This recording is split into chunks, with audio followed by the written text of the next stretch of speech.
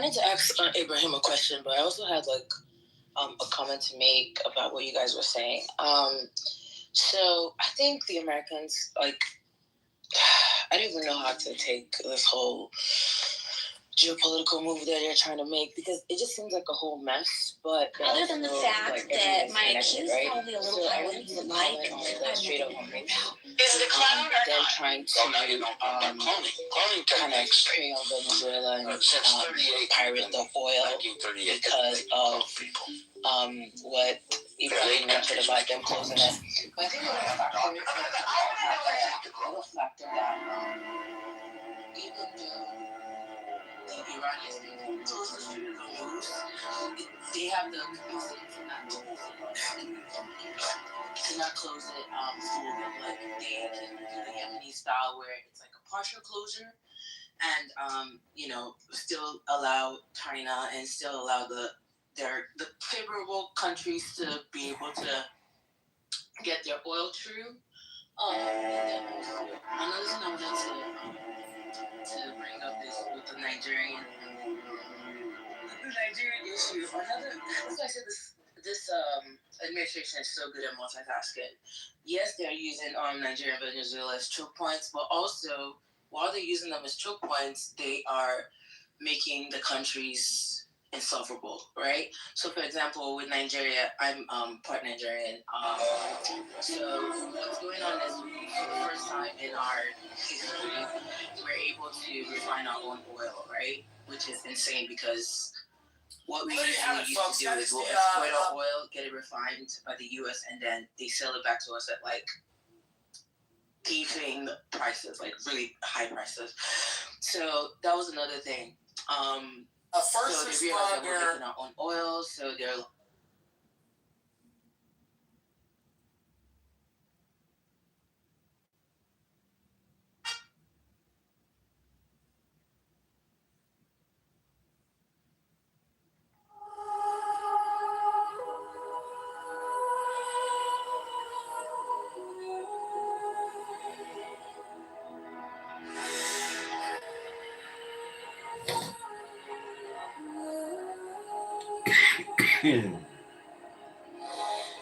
close your eyes to the noise. Feel it's your voice. Whispers of a quiet sea.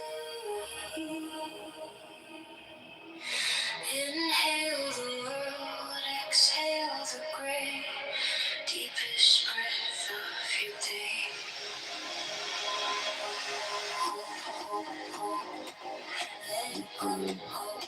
John Kitover, and I'm running as a write-in for Congress here in Illinois 16th.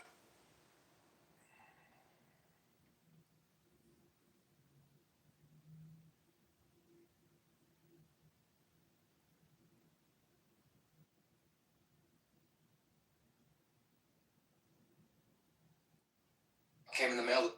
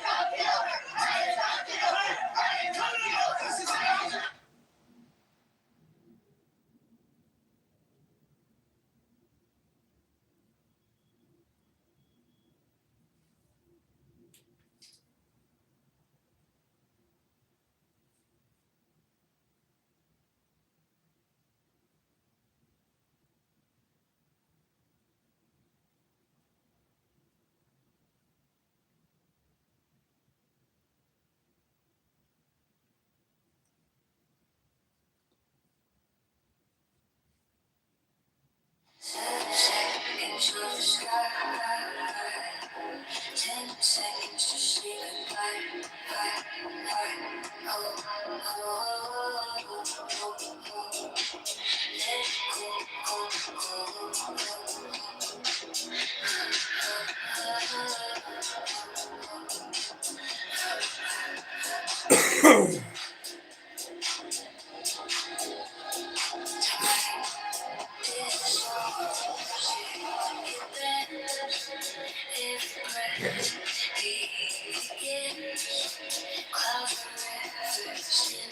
From Sky 11, you're looking at something you don't see anywhere else but Pittsburgh. An oversized pierogi mascot sprinting down Liberty Avenue with 2 city officers and hot.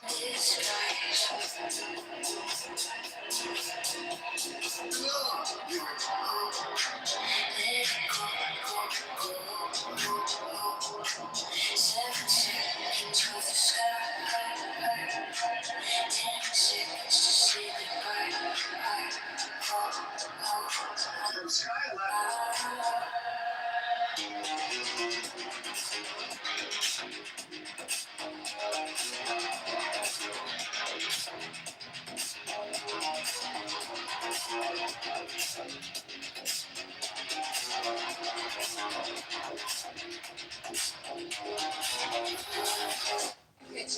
Don't forget, you can write in John Kitover.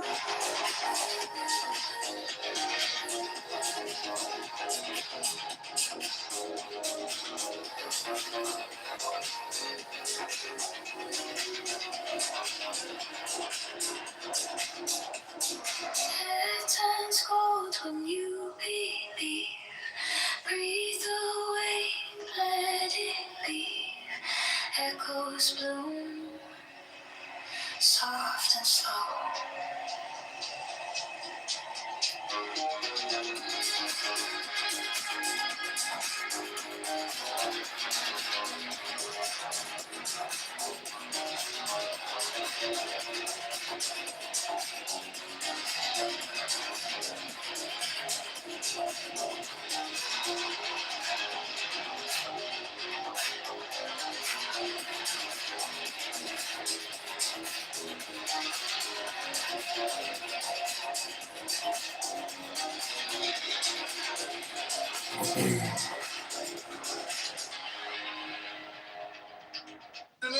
We're registering voters and collecting signatures to break the stranglehold of the Republican and Democrat machines. Want to add your name? Yeah, absolutely. Great. Just fill in your info here and sign at the bottom. Thanks for stepping up. Every signature. We're registering voters and collecting signatures to break the stranglehold of the Republican and Democrat.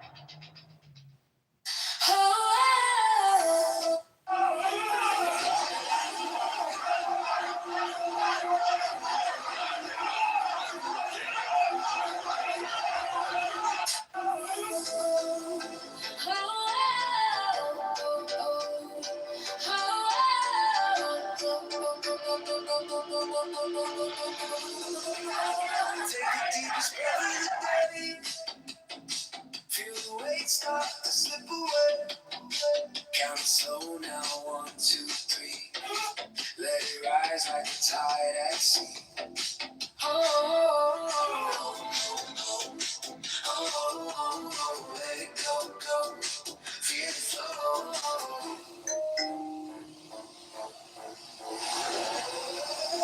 Take the deepest breath of the day. 10, 11, 10, and 9. Hold it close, let it alive.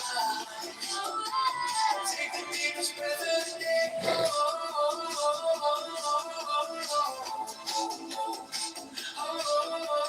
Let it go.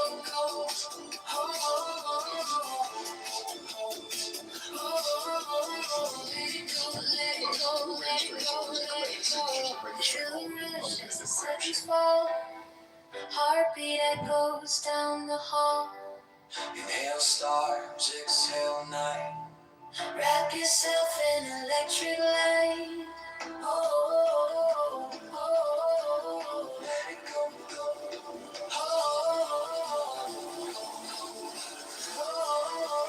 Feel it glow. Take the deepest breath of the day. 10, 11, 10, 9. Hold it close, let it alive. Motherfucker.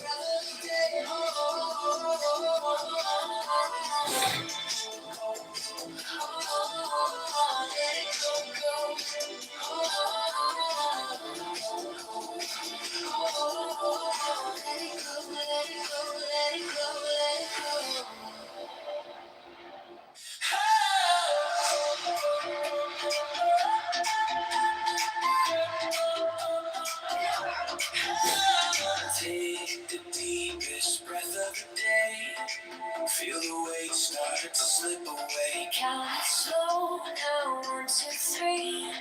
Let it rise like the tide at sea. Hold, let it go, go. Feel it flow, flow, flow. Take the deepest breath of the day. 10, 11, 10, 9, 9. Hold it close, let it align. Take the deepest breath of the day. Hold, let it go, go, go, go, go, go, go, go,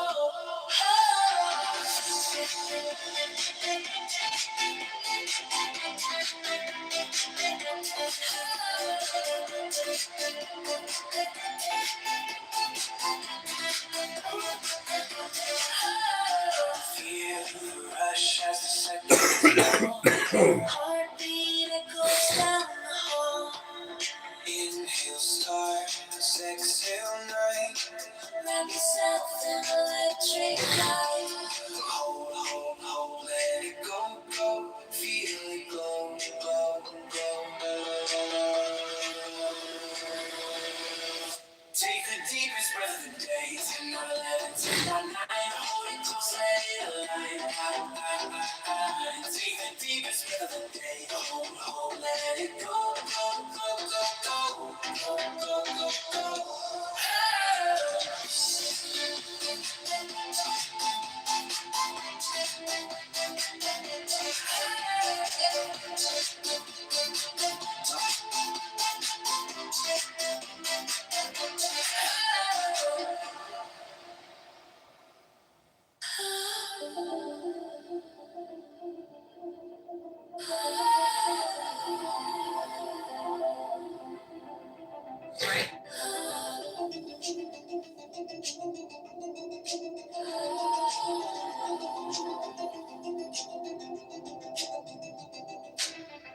Take the deepest breath of the day.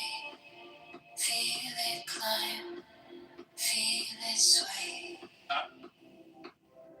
Like a kite caught in the sky. Hold it still, let it fly. 10 out of 11, 10 out 9. Time's a rhythm, not a straight line. Hold, let it go, go, go. Catch the wave, let it flow. Hold, let it go, go, go. Breathe in time, let it show.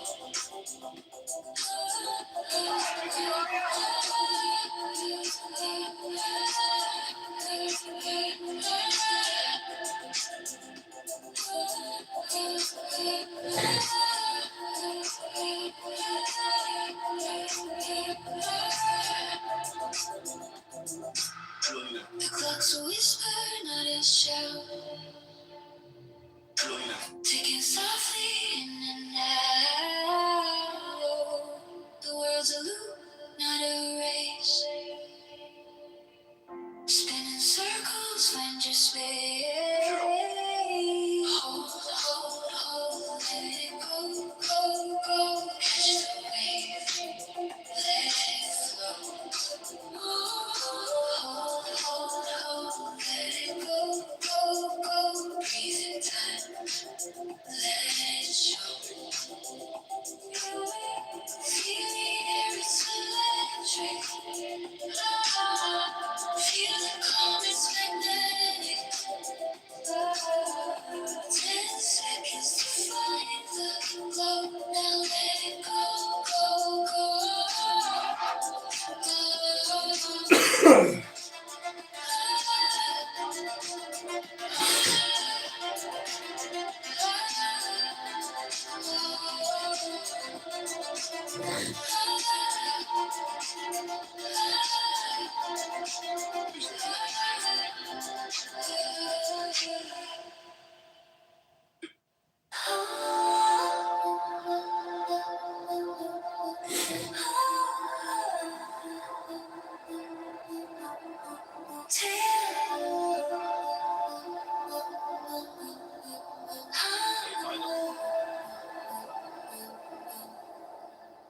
Take the deepest breath of the day. fate. Feel it climb, feel it sway. Like a kite caught in the sky. Kitover. Hold it still, let it fly. Tonight, tonight, 9 times a rhythm, not a straight line. Hold, hold, hold, let it go, go, go. Catch the wave, let it flow. Hold, hold, hold, let it go, go, go. Breathe in time, let it show.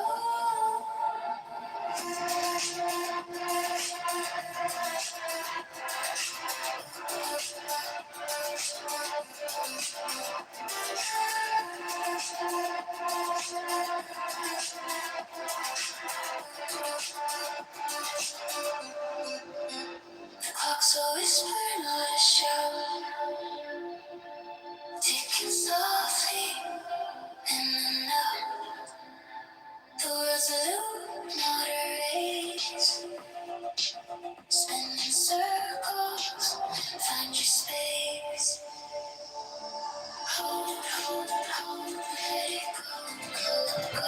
Catch the wave, let it flow.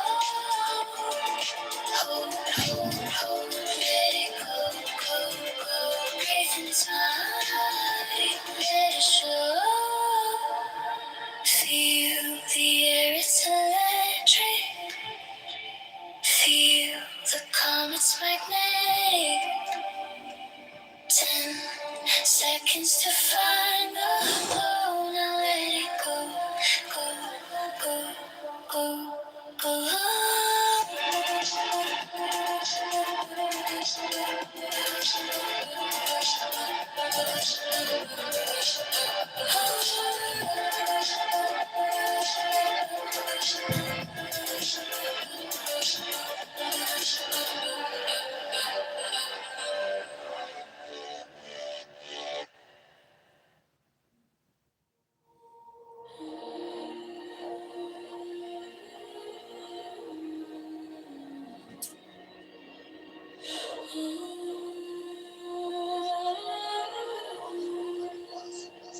Around there.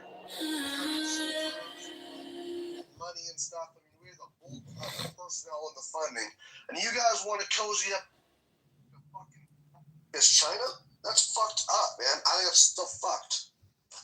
I'm just playing some what's up? Go ahead, girl. What's inherently wrong about China, or what's inherently wrong about communism? Like, I get, yes, historical examples are not very good, and the CCP is not good. I just don't think that the term communism is a term that deserves hatred, right? Like, Canada. Well, what term would you prefer we use, Dr. Jaro?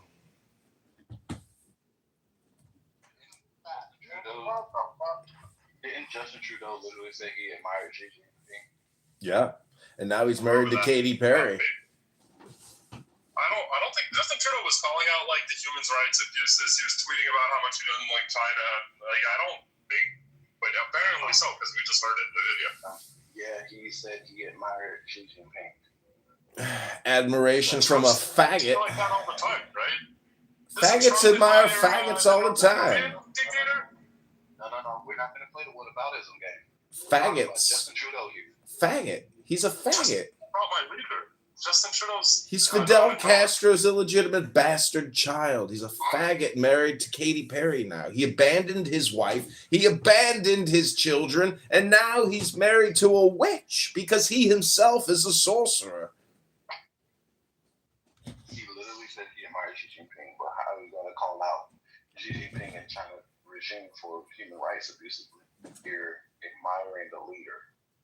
It doesn't compute. Because Jarl's also a special faggot. That's what special faggots do. They have special beliefs that only special faggots have. Jarl's one of the collective in the Borg of faggotry. If the idea is we shouldn't trade with countries that commit human rights abuses, then we shouldn't trade with America, because America commits human rights abuses all the time. No! So why say you admire him then? Because he's a faggot, part of the collective faggotry. I don't. to buy our oil, right? Like, you guys are stealing oil from Venezuela. We gotta find Stealing oil? Stealing what we already own? You can't steal what you already own, Jarl. That is true, actually, Jarl, because we saw a lot of those were American companies, American tax dollars, and investment help build that infrastructure, and they owe us like 80 billion barrels. I mean, at least 80 million. And so really it's not stealing because we are owed that, and they were getting stolen from. The whole country used to be rich, the largest oil reserves in the world, and they're just getting fucking robbed blind. So I'd say we're kind of setting them free myself. So if you have a legal argument to stand on, why not take them to international courts? Why not make the rest of the world recognize your points? Why just decide this on your own and then go take stuff back on your own? It's stealing if you haven't gotten the permission of, permission. So they haven't been found guilty. You don't need international permission to do any fucking thing. We don't need international. We don't trust you anymore. Hold on. We don't need international permission to goddamn go solve a problem in our backyard. We don't trust you anymore. You can't be trusted. But that's why no one wants to trade with America anymore, because you have this attitude that says, like, we don't give a shit what Ukraine says or what Greenland says. We're just going to do what we want. But that's why NATO is no longer sharing intel with you, right? All right, cool. That's fine. Fuck NATO, because weren't we the nation that was paying the most into goddamn NATO, and it was the rest of NATO that pitched the bitch when we told them that they got to pay their fair share? So fuck NATO. Exactly. So clearly, exactly. NATO needs That's us. what it is, man. I think, dude, Charles, I think you're making that up. We are the bulk of the personnel and the funding of NATO. So how the fuck are they withholding intelligence from us? I don't buy that, man. And second, I'm looking this up here, man, and I don't know if I have to worry about this trade deal because I'm looking here. Most of them have fallen apart between China and Canada. As I said, yes, previous efforts at trade deals and trade relationships between Canada and China have fallen apart or stalled multiple times over the years. I mean, really, though. Like, their free trade agreement talk were shelved. Now with CBS News investigation. Trade slowed after diplomatic strain in 2018, 2020. Canada trade 24, 2024, 25. I don't know, man. Like that. I mean, we could go through this if you want. It's kind of long, but it's at least 6 different times that you guys have tried to set up trade ties and it's stalled or fallen apart. China sucks, man. Well, don't you know that Jarl's hypothesis that no one can trust America because of Donald Trump is actually just Trump derangement syndrome? It's not he doesn't like America. It's he doesn't like Trump. He doesn't like his administration, and no one can trust America because of Trump. It is the dumbest logical, stupidity. It's just what F words do. People who are angry because they themselves have achieved nothing and are just critical complainers. Jarl, I have a new nonprofit. It's called the Jewish Complaint Department, where I've realized all people do on this app is submit complaints into the JCD. And thank you for your submission.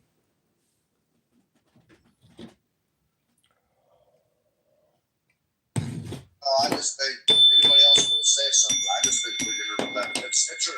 It's honestly going to bite us all in the ass. It's really just letting the globalists win, and letting the Chinese move in and letting, I don't know. I just think that's a mistake, really. I mean, like I said, Canada will cozy up to anybody who gives them billions of national debt assets. So it stacks up like plates in a sink, and eventually the sink overflows. We can't just mop around it. We have to turn off the tap. That means getting serious about what we spend, but also about what many billions in that. None whatsoever. Don't forget, The you most can write loyal in John ally Kitover to for a city country council. in history Every ever, ballot, right? We have every the name, longest in house. lasting Let's make our voice. partnership and trade collaboration of any two nations in history. So that's absurd. We were the most reliable partner any country has ever had. Dude, Canada tried to say the goddamn we needed them to trade when I think what was brought up? Aluminum? Yeah, aluminum. come to find out, This is how you can make the viral hate to America, boss. It's one of the most creative cookie hacks I've seen lately. And if you so why the fuck would we need There he is, huh? Greatest writer of all time. How you doing? Sorry, Tony, I was with a contractor. You could just cut y'all's motherfuckers out of the picture and just go directly to the source, right? And trade with the source, like Brazil and stuff like that. But Canada literally tries to position themselves as if, oh, America needs us, you know. About time we all agree on something. Yep, writing in John Kitover. Can't mine the shit because y'all have nothing to mine. Like, what the fuck are you talking about? Canada needs to just sit the fuck down and shut the fuck up. Exactly. No one is checking for America's hat. I mean, you have Justin Trudeau and you have the gall to insult Americans and say you can't trust us when you had that F word leading your country, that brain dead F rotted out F word. He was the worst world leader ever, the biggest cuck, sellout, liar, fraud, destroyed your people with COVID-19, a traitor, a terrorist, scum, a shit stain. That's all he was, Jarl. How dare you come into this good room and insult our good name, you vile traitor.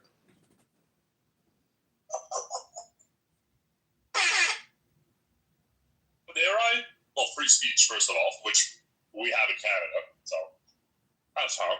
Oh, you had it, bitch. You had it, bitch. You don't have free speech. You had it. Okay. This will respond to kind of 2 points that I heard earlier. So you said there's been multiple trade deals canceled with China, and then, anyways, yes, there were, but a lot of those were because we're allies with America, right? We want to follow America and whatever they do. I think this one's going to be better. The other thing I wanted to say is we've had many trade deals with America. So for the last decade, we've basically been in limbo because we had NAFTA, but then Trump, everybody loved NAFTA as far as I know, right? But then Trump came in, and he didn't like NAFTA, so he got rid of it, and then he renegotiated Kuzma, but then he came back in power a second time, didn't like Kuzma again, asked who's the idiot who negotiated this deal, and then scrapped that. But now this is two deals where it's not even like Trump had to sit down with Canada and said, let's renegotiate these. No, he just scraps them and then puts tariffs or whatever the fuck he feels like. There's no reason why we would want to sit down with America and create, especially not under Trump, and create another trade deal, knowing he's just going to wake up one day, want to take over Greenland, impose tariffs on us, and scrap a third trade deal. There's no reason to negotiate with that kind of person. It's absurd. Yeah, you're gonna negotiate because you gotta. Cozying up to the Chinese is a real good fucking answer. I mean, so your other trade deals have collapsed. The previous, 5 or 6 ones, but you think this one's going to be better. I don't know why you're so optimistic, man. First of all, Jarl, negotiations change over time, Jarl.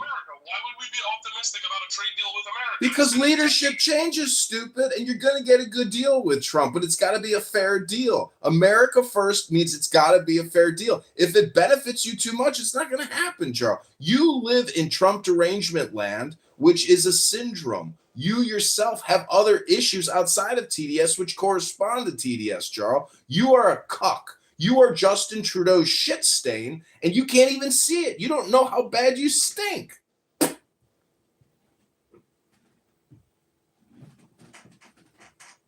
I just don't know.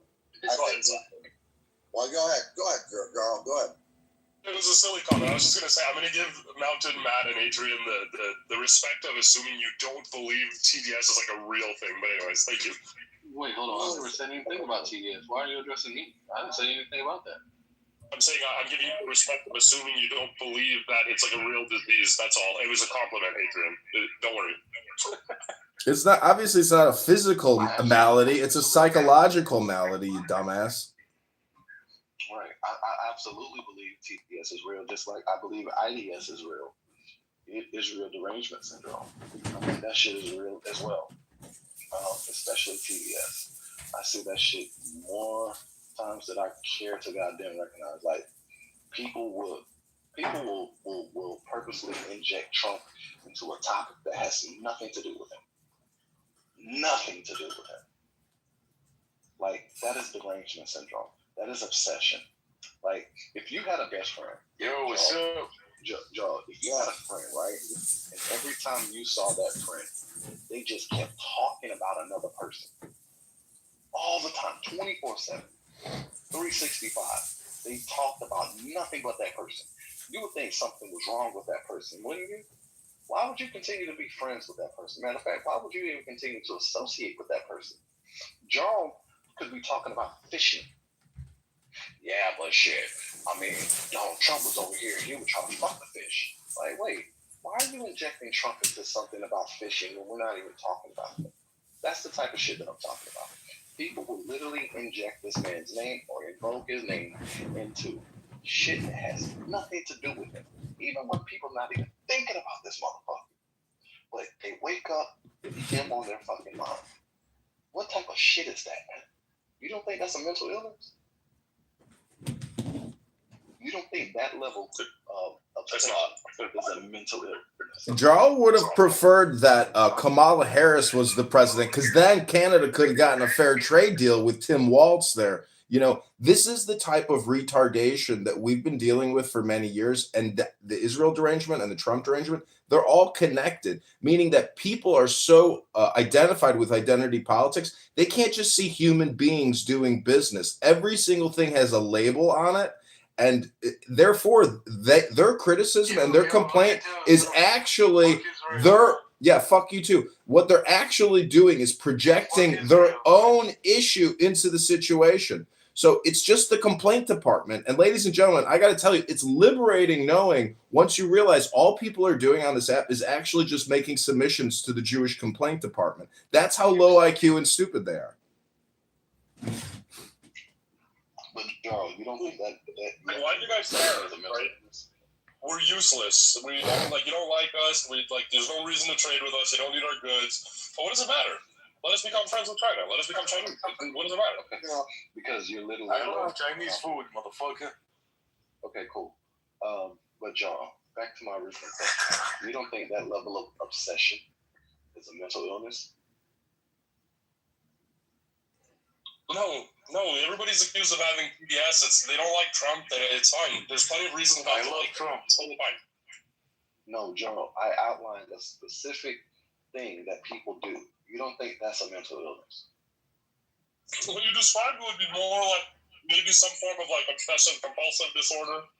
Not a mental illness, right? Yeah, but it would be OCD. It wouldn't be Trump. It wouldn't be PBS. That is a mental illness. If a byproduct of obsessing about Trump is a byproduct of would you just say OCD? Then by definition or by extension, that is a mental illness. It's not just obsessive compulsive disorder. It is basically political communication and behavior that Jarl and other people are doing. Sure. Like sometimes I want to talk about working on cars, like mechanics and shit, right? Yeah. Why the fuck is a person injecting Trump in the conversation, man?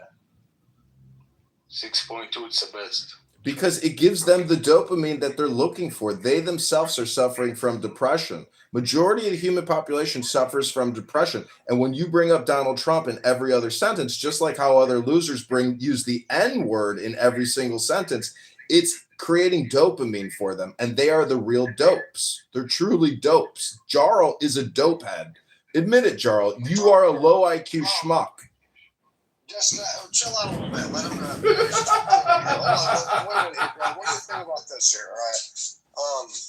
I want to read just a little thing to you. Okay. A huge leap forward for China was their inclusion into the World Trade Organization, or WTO. This was supported during President Bill Clinton's administration and finalized in 2001 during the George W. Bush administration.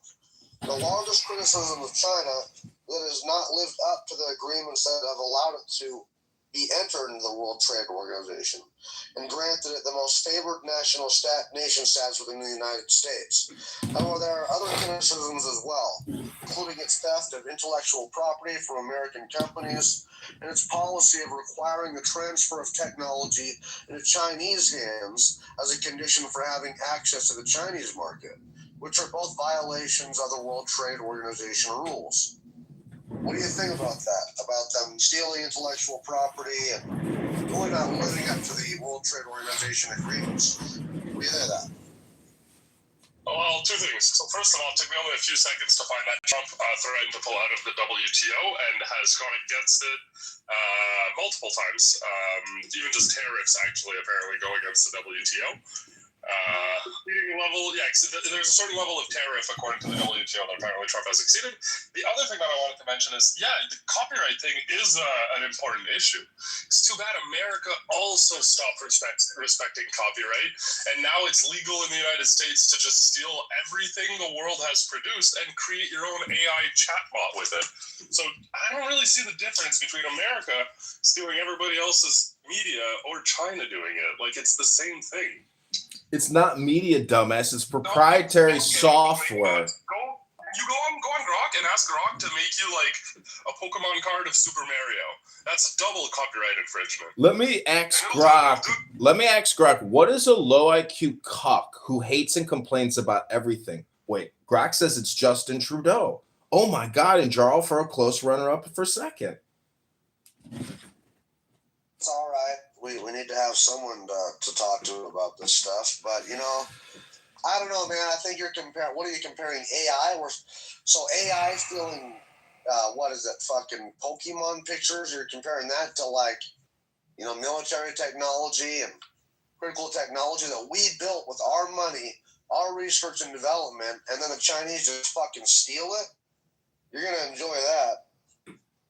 That's what thieves do, and you can't blame the Chinese. It's because America is a bitch. It's because of little bitch people like Jarl that we let them get away with it. We have none of our industries in China.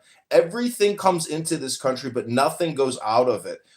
We can't do any business in China. It's a completely controlled marketplace. Zuckerberg can't get Meta in there. JP Morgan Chase can't get banks in there. Ford can't get our cars in there. But yet everything manufactured in the world, they're flowing their products everywhere. So there's a total double standard here. And we need tariffs in order to right the wrongs. And it's going to make us rich again. People like Jarl are going to be sick to their stomach when we don't have to pay income taxes because we're doing $3 trillion a year in tariffs. Tariffs, man. We have to have tariffs, dude. That's the only thing that pushes against these globalists. If you look, man, between the Council on Foreign Relations influence and like the American government, Chinese influence in the international bodies that are in the United Nations, like the World Trade, such as the World Trade Organization, China has never been called into account enough to force them to live by like the rules.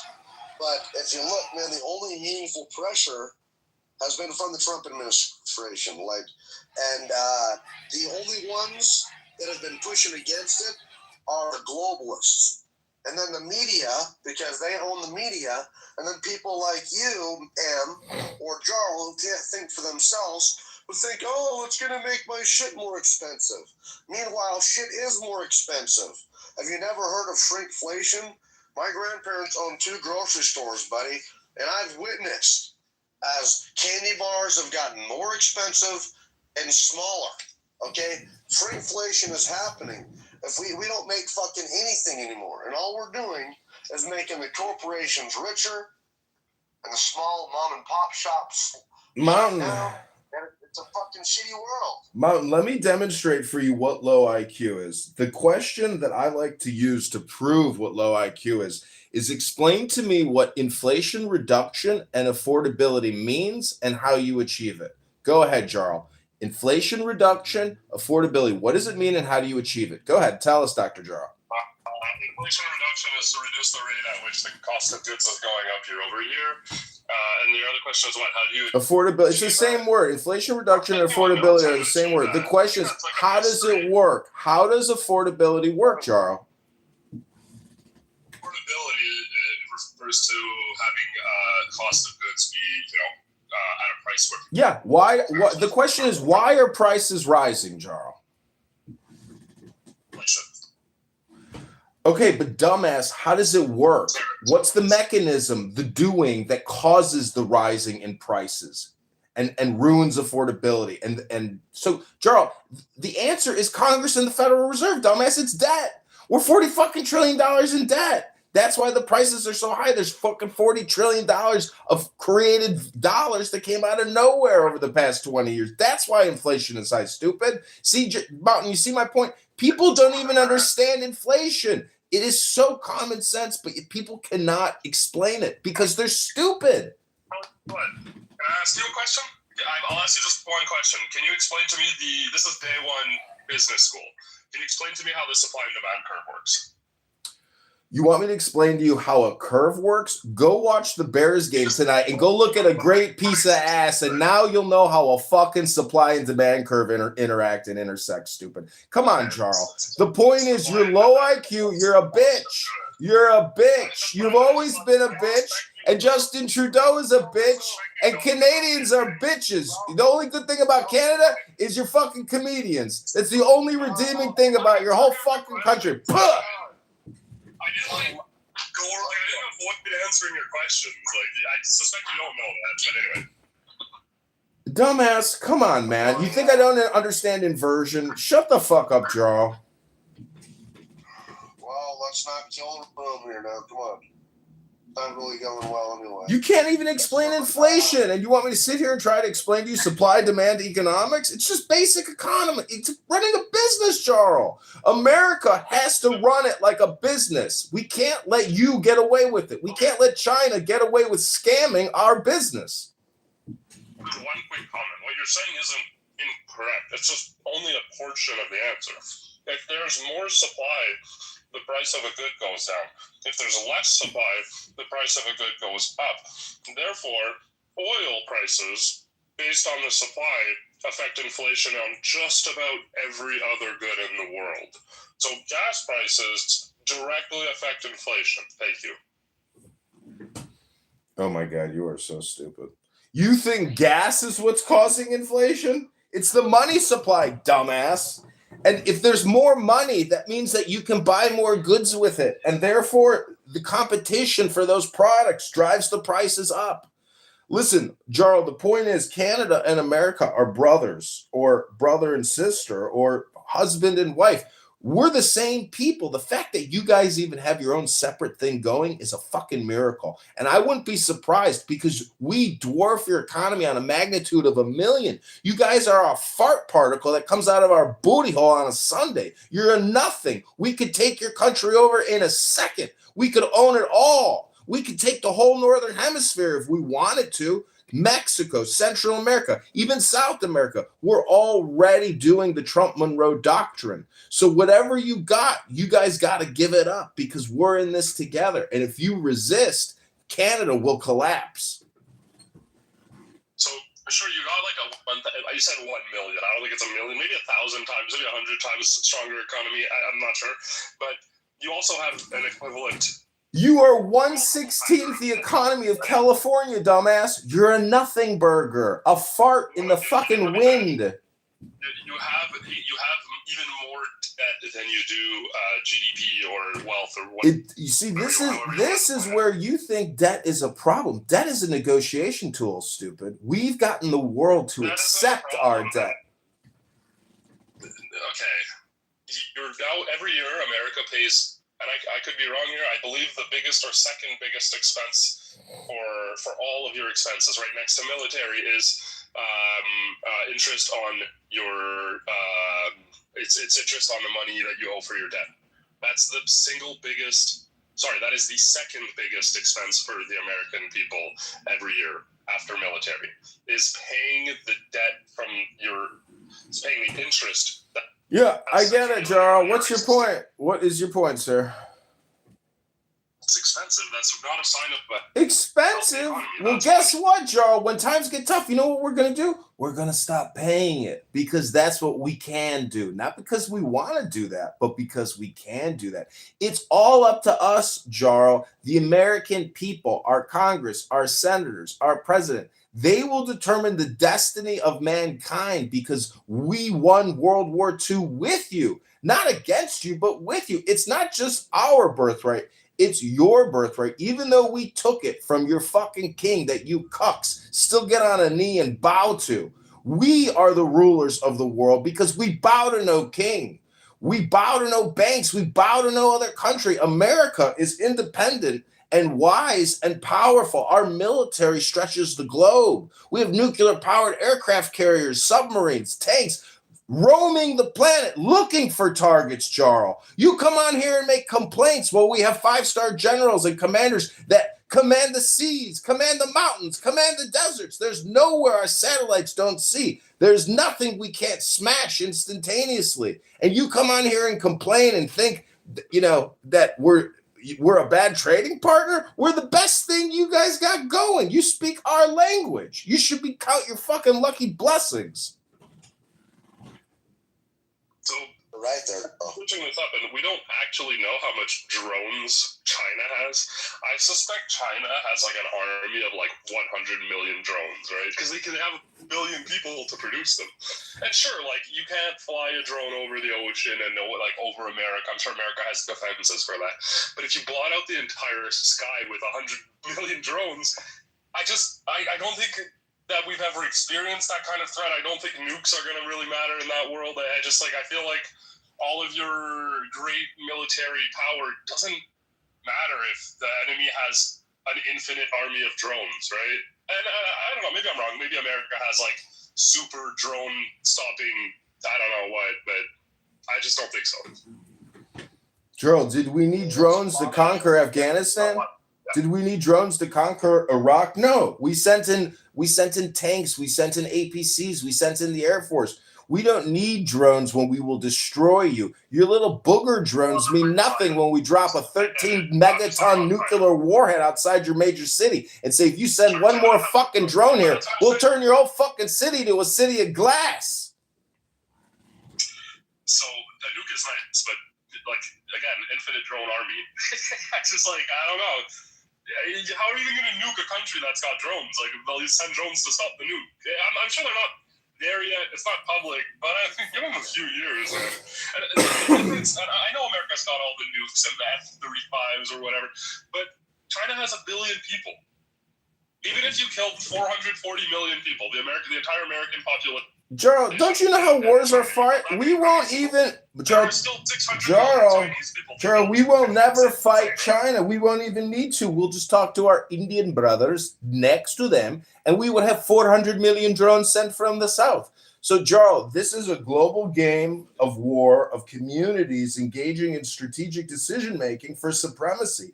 We don't need to fight because we have allies willing to fight for us, Gerald, because we're that good.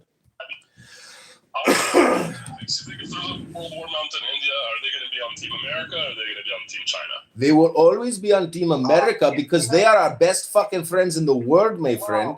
They speak English, Mother Chod. I was going to say the Indians are required to speak English in the military. So I don't know. I mean, I don't. The Chinese and the Indians don't like each other. I mean, if you look, they fucking fight on the border all the time, up in the mountains and shit. I don't know. I think that's a tough call. I think we get along with the Indians better, and they speak English because they know that it's more important to speak English than Chinese. And so, but the thing is, at the ending times, I think they might help Russia and China march on Israel. So I don't know. It's a tough call there, girl. You're right. There's no end times. The reason I thought it was aligned with China is because of the BRICS thing. And it's not a real partnership, but they still meet and they have discussions. So I thought maybe, but yeah, you might be right, Mountain. I'm not 100% sure about that. It's a big population. They better be on your side, right? Yeah. I mean, if it was Russia, China, and India, fuck, dude. I don't know what you could do about that. Yeah, you could do COVID-19. The number are like the Russian army's actually dwindling now. I heard they have something like 100,000 soldiers left. Which, if you think about it, like America could take them on alone. Like, are you kidding me? Are you retarded? They got millions. They have millions of soldiers, dumbass. What are you talking about? So, like, you do realize that they just had another mobilization and shit, and they have fucking millions of people, dude. I mean, they're not. It's not the Soviet Union anymore, but they do have 150 million people. Plus, they have Chechnya, and a bunch of fucking allies. I don't. They got Belarusian soldiers. They got fucking North Korean soldiers. I mean, honestly, let's be realistic. That is literal just globalist propaganda trying to fucking root for the Russians to lose when they're not losing. You're right. I'm wrong. No, you're right. I just fact checked it. I definitely heard that on a YouTube video. It's definitely incorrect or exaggerated. Yeah, I'm wrong about that. Wow, Jarl corrected himself. Corrected the record. This is it's a big fucking lie, Jarl, because they were saying 2 years into the war that the Russians are fighting with shovels. They're out of ammunition. They're fighting with shovels now. That's literally like the biggest joke that is still an ongoing joke, like in comments, where people will say, "Oh, but remember, the Russians were just fighting with shovels." It's a bullshit fucking lie. Russia themselves produces more artillery shells than the entire North Atlantic Alliance combined. I mean, they're not out of soldiers. They're not out of money. Their economy is growing. Yeah. Here's a problem with this thing, okay? Europe has fucked themselves, especially Germany. They had this huge push to try to go green. They shut down their natural gas plants and their nuclear generation and tried to go with solar and wind, and it doesn't produce enough. And so a bunch of these countries are still relying on Russian gas and oil to heat their homes. They're still relying on Russia, which is really fucking crazy. They wouldn't be if they wouldn't be going for this new green push. But you can't make this shit up. Would it surprise you to learn, Charles, that actually a lot of the corporations in World War II helped fund Germany's war machine, helped build Germany's war machine, and even help facilitate the escape of a lot of these Nazis into Argentina, including possibly or probably Hitler? Dude, the corporations are bad. The globalists are bad. They want us to kill each other. They want us to fucking murk each other. And you're going to see, you just don't see it now, that we're all going to fucking lose if these Chinese and globalists are able to basically take over the world. They are. While you guys are saying, but tariffs. Like, dude, we have to have this shit.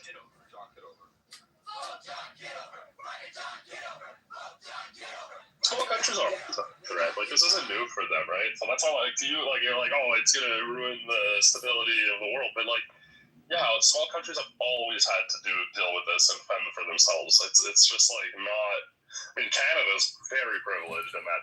Jarl, you guys are making a fatal error. We're your best friends, but you guys have TDS. You guys are libtards. You guys are social virtue signaling. It's pathetic, and we won't forget it. We will always remember your betrayal. And the fact of the matter is, we do have a separation going back to the founding of this country that we can't forget, that you pussies sided with the king. And your little dominion in Toronto and Vancouver and all these other little hot, basically, you guys are nothing more than a fucking offshore tax shelter for us even. So, guess who goes to Canada? Libtards that have TDS. Don't you see the connection, Jarl? Libtard retards in America who have TDS and think they're getting out of something move to Canada because they hate Trump that much. They hate the orange man bad. Jarl, you have to stop thinking that way. Real Americans love Trump. He is the answer and the solution to the decay, the rot, and the destruction of America that Democrat, communist, socialist, Marxist, terrorist traitors have been destroying this country, starting with Bill fucking Clinton. If Ross Perot was our president, we would never have had these fucking problems to begin with. They sold us out. The Democrats sold America out, Jarl. And that's why Democrat F-words go to your effing country to get away from the rebirth of America, because they are pathetic, shameless, and they are the traitors, Jarl. Don't be a part of it. Don't side with these fools, Jarl. We are your friends here, trying to wake you up, to enlighten you and educate you, to make you more intelligent, to know that we have all been lied to and deceived, and they have destroyed this country, and we are fighting to save it, Jarl. Unfortunately, it wasn't just the Democrats. We had people on the right, people on the Council on Foreign Relations and globalists like Richard Nixon, with Henry Kissinger that actually helped with that too, though. It's a fucking real shame, dude. But it's not, they try to pit us against each other. But I think it's really the globalists don't like us at all, man. Henry Kissinger really helped with that shit, dude. It's crazy what he did. Let me find that exact wording here. But really, I mean... When you say globalists, like, what do you mean exactly? Because to me, like, there are different. I searched it up too the other day.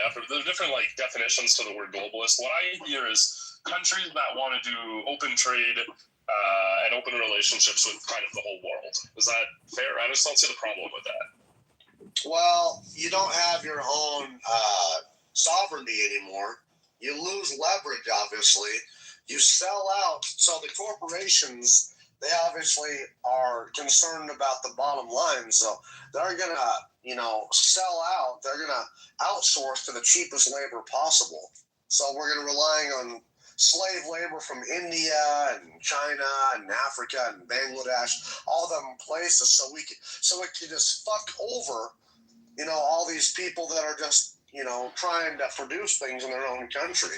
If you're okay with that, fine. Also, obviously, you get mass surveillance, mass censorship. You strengthen this apparatus, and you lose your identity. And you have a federal judge that supersedes your rulings. I think that's a big fucking mistake, dude. And then ultimately, look what we have here. Charles, do you smoke any weed at all? Have you smoked weed? Oh, yeah. Okay. Okay, great. So you can probably understand this. I started smoking when I was 15. When I was 15, it was hard to find the dealer directly, obviously, because you're 15 years old. So you got to find someone who knows somebody. And by the time, so that person, you find that person that knows somebody. He's got to go fucking find the pot dealer. So he's going to get his finder's fee. And he's probably going to even ask you to smoke a bowl with him, for getting it for him. And sometimes you'll even have it to where it's got to go through 2 or 3 hands. So every one of these people are going to get their cut because it's going through these supply chains, right? I mean, they all have to get their cut.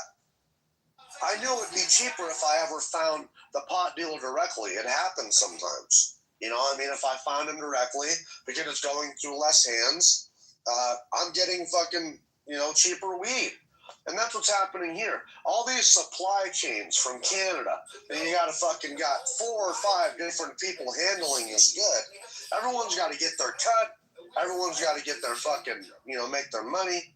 And by the time it's all over, we get fucked, the consumer. That candy bar is smaller and more expensive. That soda is of less quantity and more expensive. And that's what we're witnessing here all over the world. Our housing is becoming more expensive. Houses, building materials, vehicles, more expensive and of less quality. And that's what happened. Cost-cutting measures. So ultimately they can make their bottom line. And then who stands to lose? We do.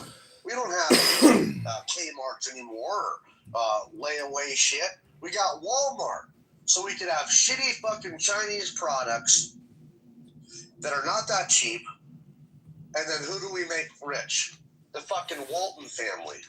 So they could get their shit off slave labor. They come in, they shut down the local grocery stores that can't compete. And then, Joe, there's nothing left.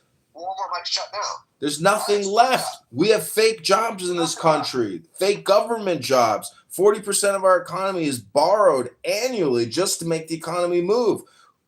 Jarl, what's your economic philosophy? Because in my opinion, all these political debates will never end, and they're mostly just like virtue signaling, social identity, debates.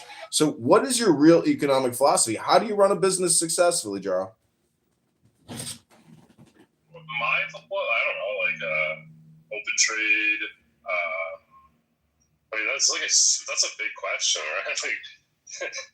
But I guess I fall under the label of globalist. Reducing trade barriers. Do you have a specific part of business you're asking about? It's a big question. It's not a big question, stupid. Let me just ask you this: what's the equation for making a profit? Expenses minus probably like revenue minus expenses, or profits minus Yeah, okay. Revenue minus cost of money. goods sold equals your profit, your net. So that is the formula for running everything, Jarl. Unfortunately, we keep borrowing, and as you stated earlier, we're paying over $1 trillion now in national. That means we're not running at a profit. So we've got to fix the equation, Jarl. We have no choice, because otherwise it fucking implodes or explodes. And the way we are running shit now is like the Hunger Games or a race to the bottom of the debt barrel. Everybody knows we're playing a Ponzi scheme, but the whole world is sucking it up, because guess what? All these other central banks are doing the same Ponzi scheme. You could say it's the greatest thing ever, but small businesses and big businesses don't run like this. This is super normal, super unnatural, and it can only result in collapse. This is what all great empires and civilizations ultimately do, is they inflate because nobody wants to do any more work. And the politicians are corrupt, and they sell out to the corporate fascists. And next thing you know, there's no sovereignty, and we give up everything we've got. And that's what we've done. Look at Bill Clinton, motherfucker. It's completely blackmailed, completely and totally. Him and Hillary can't even give testimony because they're so corrupt. They can't even open their fucking mouths now, because everything they say is a fucking lie, and it's always been a fucking lie. So, Jarl, are you with us, my Canadian brother? No, sorry. Not at all. Jarl, honestly, I don't dislike you, man. I think I don't like.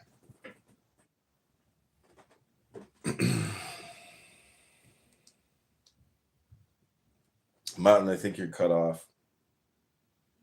What happened? Got kicked out. Anyway, I don't dislike you guys. I just, think that we should realize this. But hey, if you're down for this stuff, I think we're ultimately all going to lose. What's it going to take, man, when the whole world's collapsing and shit? I mean, you're probably still going to be like, this isn't globalism. See, globalism is. I guess the response to what music said, it's something called comparative advantage in business, where the idea is if I can buy something for cheaper and save time and money, then it's essentially it's worth it from a business sense. So if we take Apple, for example, they produce their phones or part of their phones in China, right? They're manufactured in China, and they're sold back in America. And I don't know why you guys seem to be okay with that. But Apple, for a long time, was the most valuable company in the world, right? And I mean, it's like, what, fourth or fifth right now? And a lot of the biggest companies in the world they make money for America, but they produce their shit in China. So it's comparative advantage, right? It's beneficial from a business sense to buy your goods from somebody who can produce them cheaper than you. If you can't produce something at a cheaper cost, then you save time and money from buying it from the person who can. So this idea that sure, things get more expensive as they go through the supply chain, but they're still cheaper, because if they weren't, then the local product would be the one that you'd be buying. That local product might be of better quality, and it could preserve, jobs and, your country's future.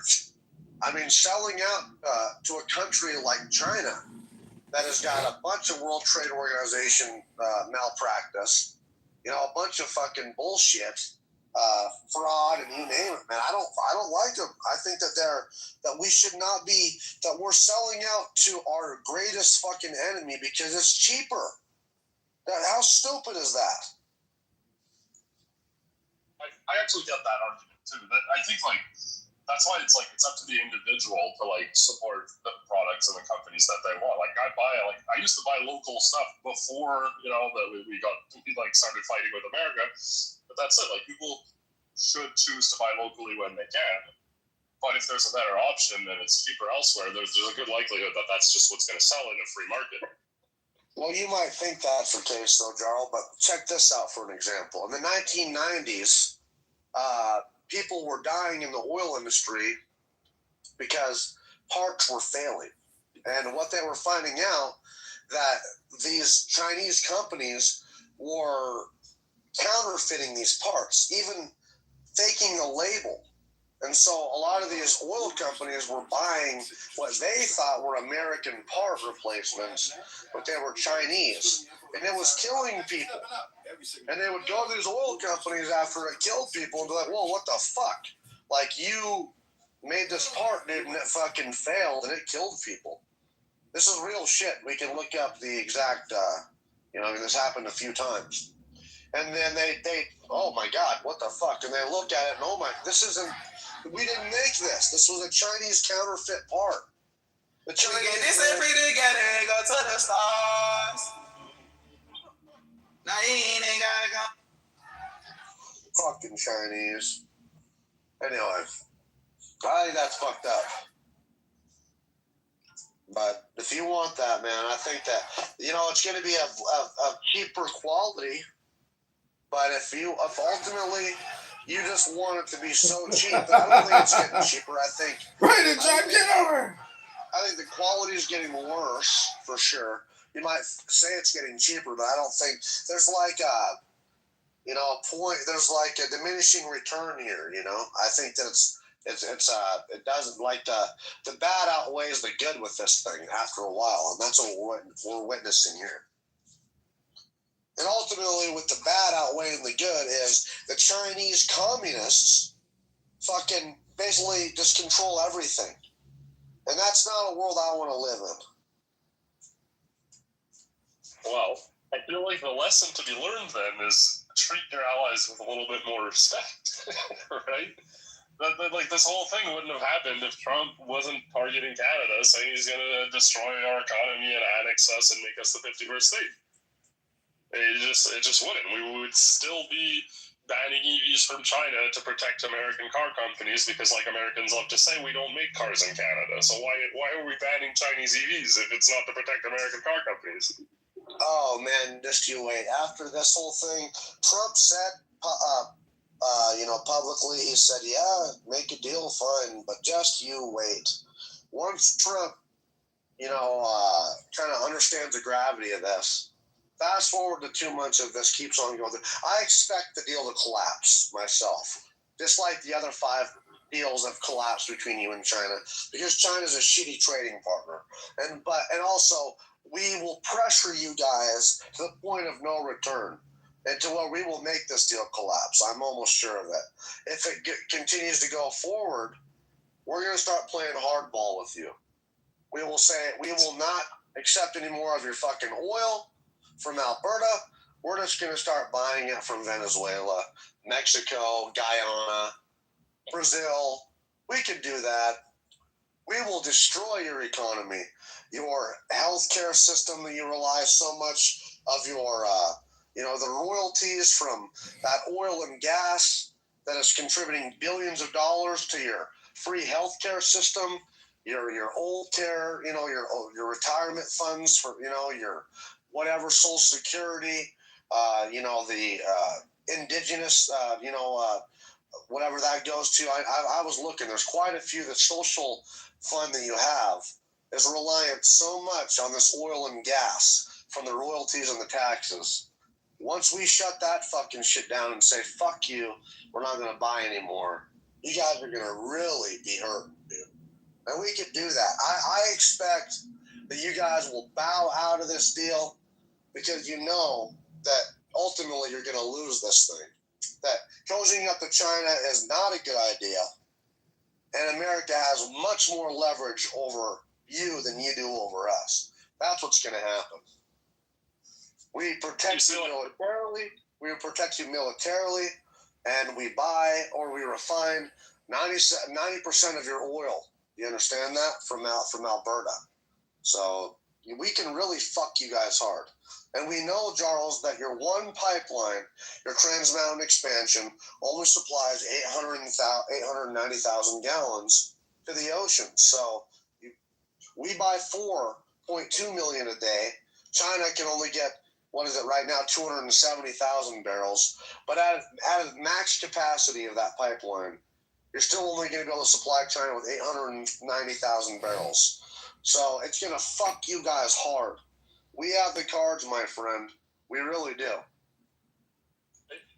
So you're saying like there's no more real like the threats. Canada's operating under the assumption that like they're already done, right? Like the Venezuelan oil, you've already taken it. So Canadian oil, even if you keep buying it, in theory, you can just demand a lower price because you can flood the market. You can get your oil from Venezuela. You control the price. We're not gonna let that happen. There's already boots on the ground to build a new pipeline so we can export more oil to Asia. We've already increased. We've more than doubled, I heard, our exports for natural gases to like other countries. Canada's already operating as if America has cut the ties entirely. We're not afraid of this happening because that's the reality we're operating under already. That's why we're partnering with China, because America is not a reliable partner. They are threatening to do these things. Like you were saying, like we're going to do these. Okay. You know, you're making an all or nothing statement, bro. You're making an all or nothing statement.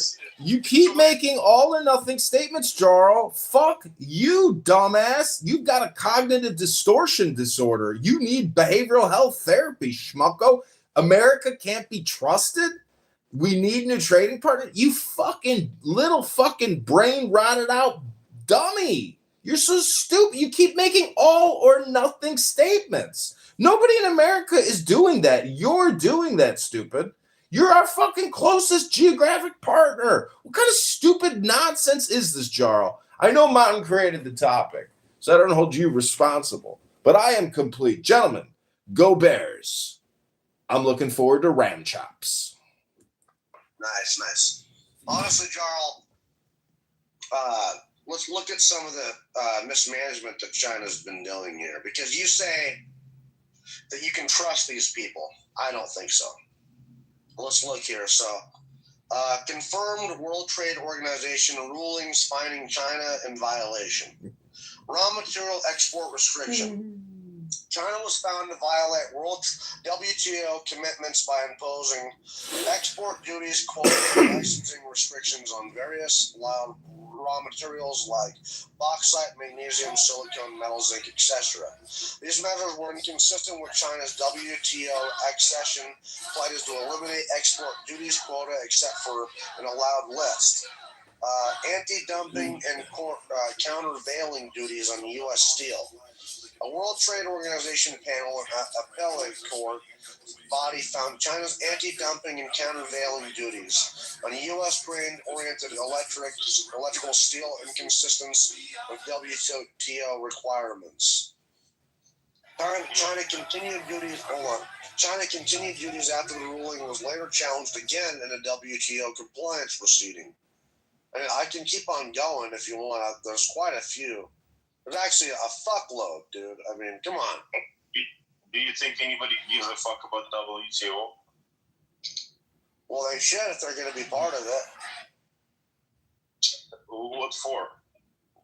Because it's the World Trade Organization. It's something that we brought the Chinese into, and if you're going to be part of a trade agreement, you have to abide by those agreements. WTO is bullshit. That's what you think. If that's what they think, then they shouldn't be part of it.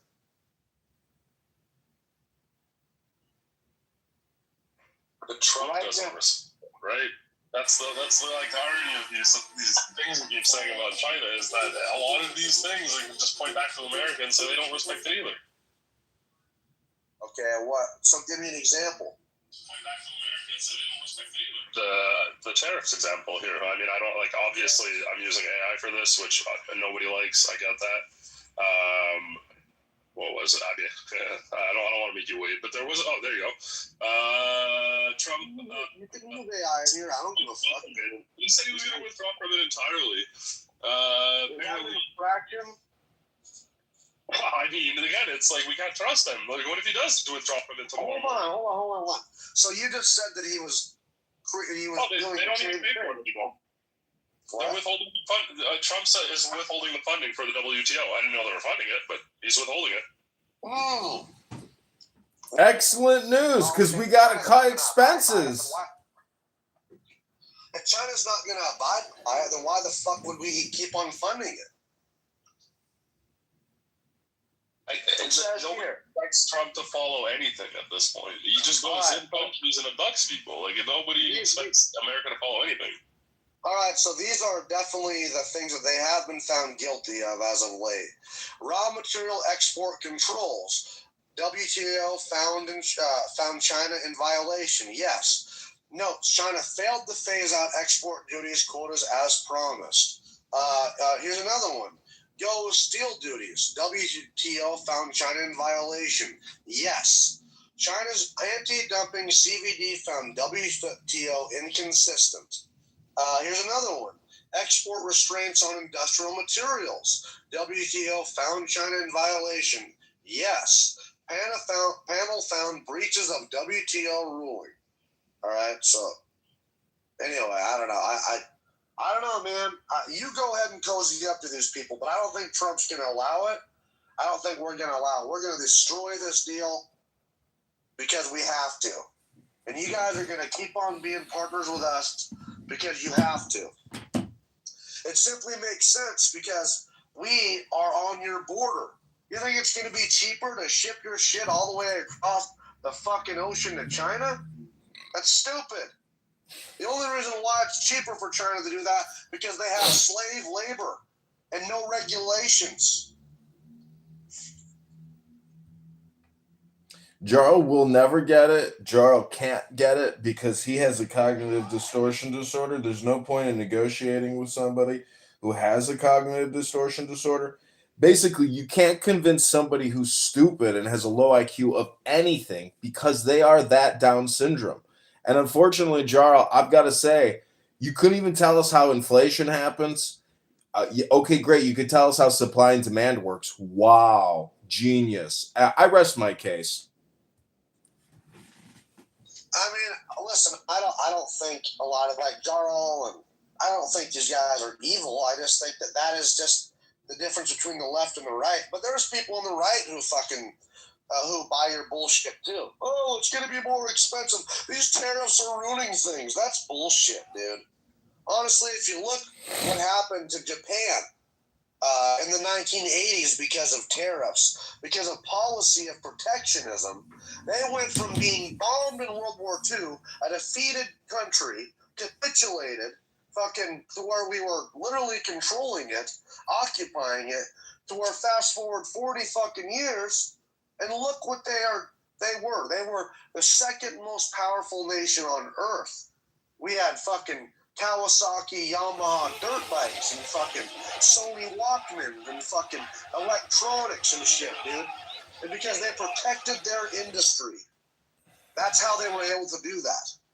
All right? And literally what's funny about that is if you go back to that time, like Richard Nixon was still alive, fixing to die. This is a couple years before Clinton was elected. And everybody was scared because they couldn't quite trust Japan.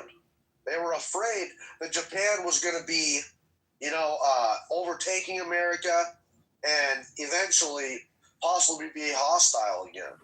So we took a bunch of measures to basically stop their rise. But now look who we got. We got China. China's going to be even worse, dude. And totally fucking getting geared. Really, it's crazy. China actually is someone we have to worry about, not Japan. But the point is that protectionist policies, you protect your industry, you incentivize your industry, you subsidize your industry. Canada, on a take control. System. That's what the take Japanese control did. of your people. They would subsidize industries based on performance, and if you did not perform to a certain level, then you no longer got those subsidies. And so it incentivized these companies to keep on performing, and they eventually were able to pay off these loans from the government. That's really what we need to do here. Subsidize our industry to be and performance-based, protect our industry, start building shit again, open up our lumber mills, start fucking, you name it, man. we gotta have Greenland too. We gotta get these precious minerals, the 17 rare earths that are in the world. Greenland has all 17 of them, and so we need that. You can't just take it. But it's mind-boggling that Americans don't understand this. It's a sovereign country. You don't just We're not just going to part of it. But the way Trump is, but that's the other thing. Trump needs to learn how to speak publicly. He needs to be more politically presidential. This idea that you called Zelensky an idiot to his face, you threatened Canada's sovereignty, you threatened Greenland's sovereignty, and over and over, right? And he's very serious. I don't. Americans think it's just jokes or whatever, but from the rest of the world's perspective, it's very serious. And then the Maduro thing, all of those things added together, it's insane.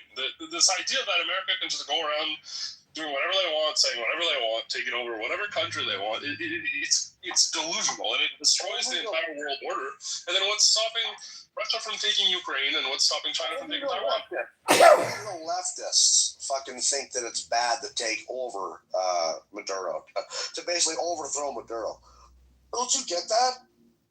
You're siding with the worst people in the world who think it's okay for one guy and his henchmen to basically hold the whole fucking country hostage, starving them out. You're the one. See, this is what's terrible is that you're on the wrong side of history.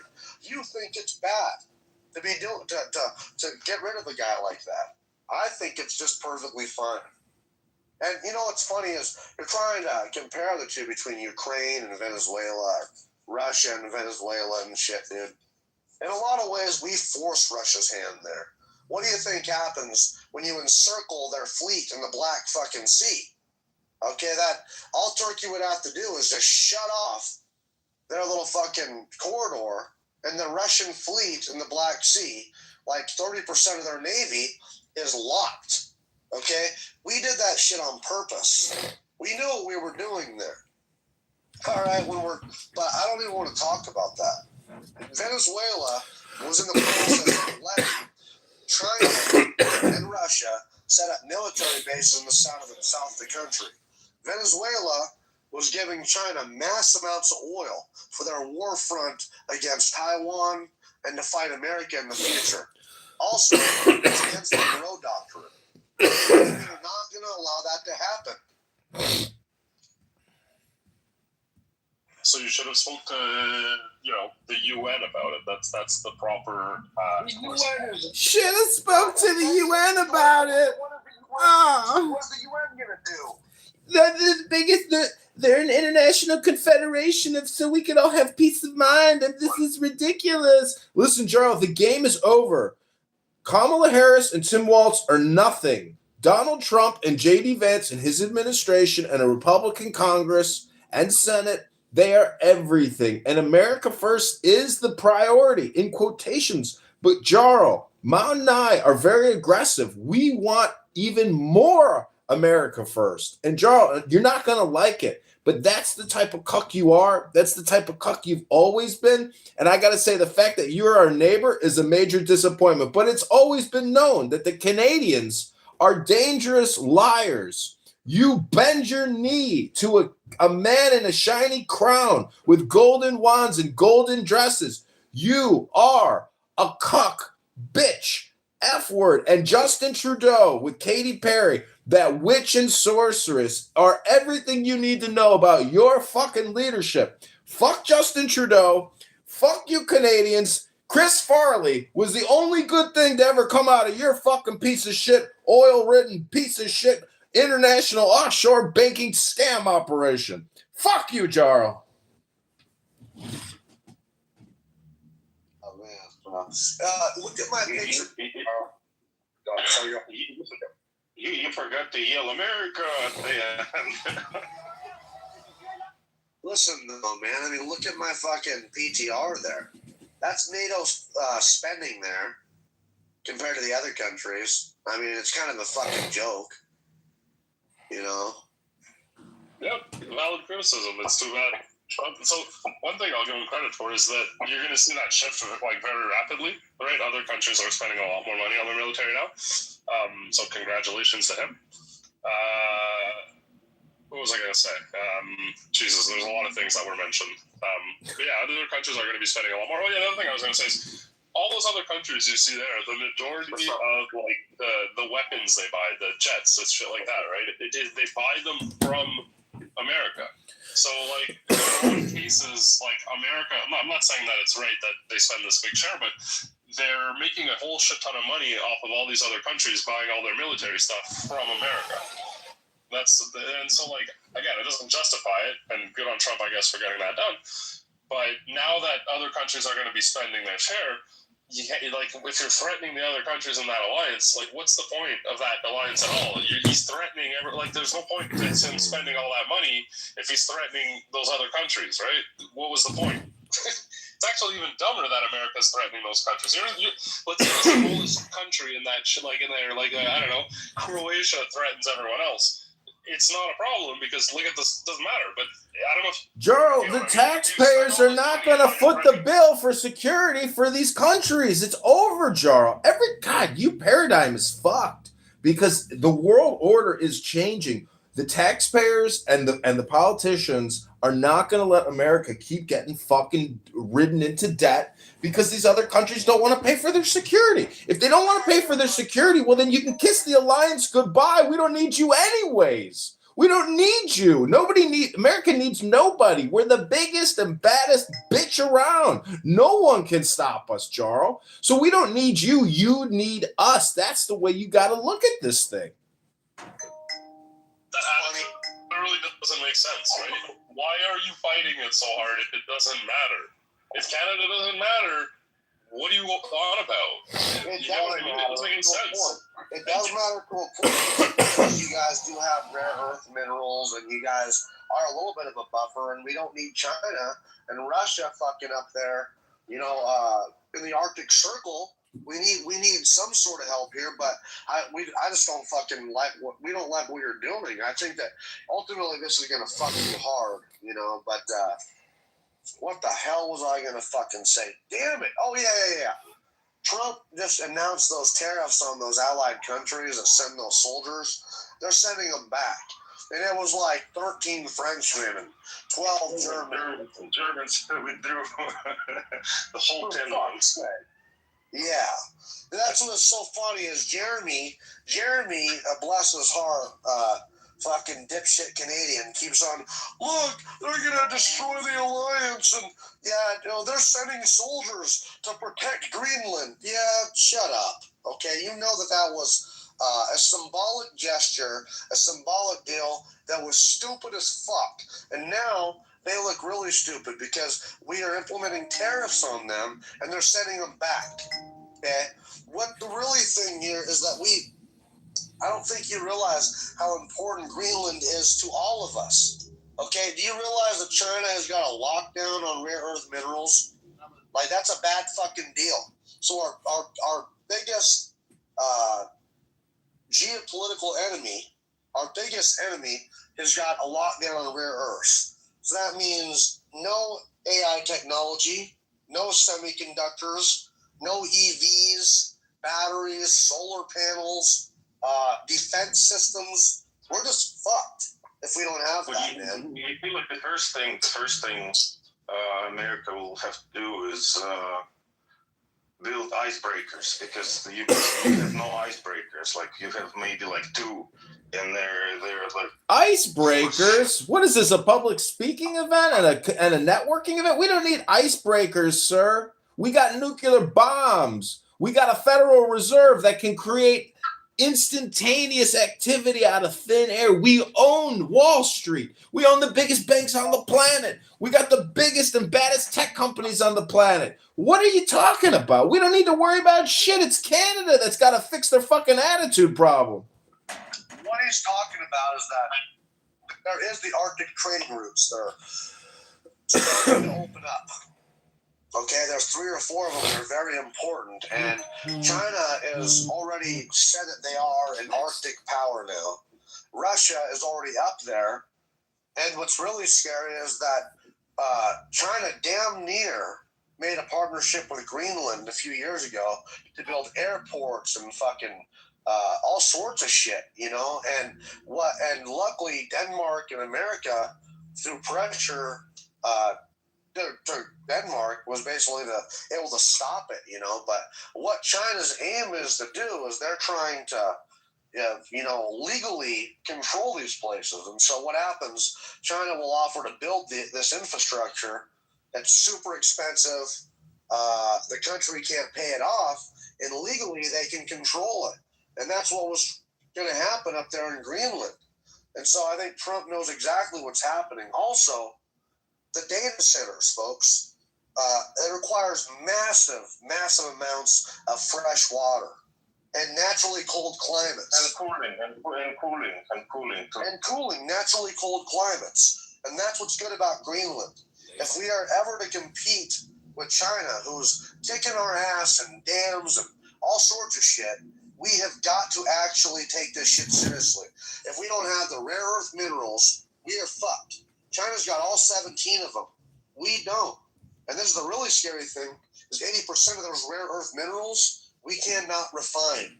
We don't even have the refining capacity to refine our own rare earth minerals. That is China. We are in a scary situation here.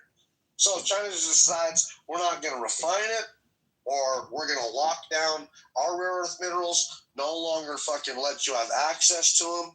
That means no more semiconductors, everything. And then if we just let fucking Greenland just be taken over by the Chinese and Russians, then we're really fucked. We can kiss our fucking future goodbye. We can kiss the alliance goodbye. What do you think Russia would be interested in anything related to Greenland? Why? We all agree on something. Well, yeah. Why would we be interested in? Why would we be actually interested in Greenland? I mean, because it's a major shipping. It's part of the Arctic Circle, just in general, and so that's obviously 3 or 4 major shipping routes. You know what I mean? So there's that's huge. We have largest presence in Arctic region out of all countries by such significant margin that we really can care less about Greenland. Well, no, it's an important region.